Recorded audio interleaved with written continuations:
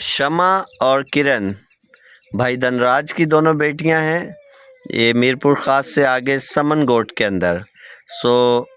आज ये खुदा के कलाम में से कुछ हमें सुनाएंगी और हम इनकी हौसला अफजाई भी करेंगे। और आप देखें कि छोटे से गांव में खुदा ने कितना बड़ा टैलेंट रखा हुआ है। जी बेटा।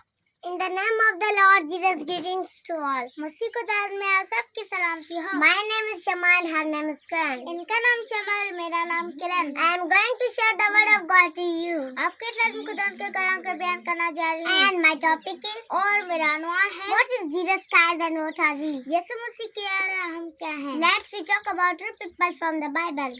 आज कलाम मुकद्दस में दो इंसानों के बारे में जानेंगे। First Corinthians chapter 15 verse 47. पहला करंथियों 15 बाब की 47 आयत। The first man was earth and second man is heavenly. पहला आदमी जमीन से था खिदा, दूसरा आदमी आसमानी है।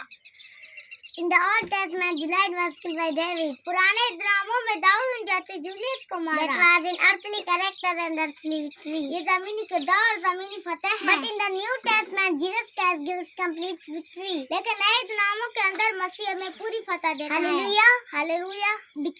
As it writes in the Bible, जैसा कलाम मुकद्दस में लिखा है, Glad are the dead who die in Christ. मुबारक हो मुर्दे जो मसीह में मरते हैं। It is also right in the Bible. और कलाम मुकद्दस में यह भी लिखा है, और death was your victory. ऐ मौत तेरी फतह कहाँ गई? Our flying in Christ the necessary. हमारा मसीह में नेसली जरूरी है। So that dies end. कि फानी खत्म हो जाए। Because the physical body cannot go to the kingdom of God. क्योंकि फानी जिस्म खुदा की बादशाही में नहीं जा सकता। There it is necessary that we prepare a spiritual body. इसलिए जरूरी है कि हम रूहानी जिस्म तैयार करें। Enter the kingdom of God. ताकि खुदा की बादशाही में दाखिल हो। God bless you all. खुदा सबको बरकत दे। Amen. Amen.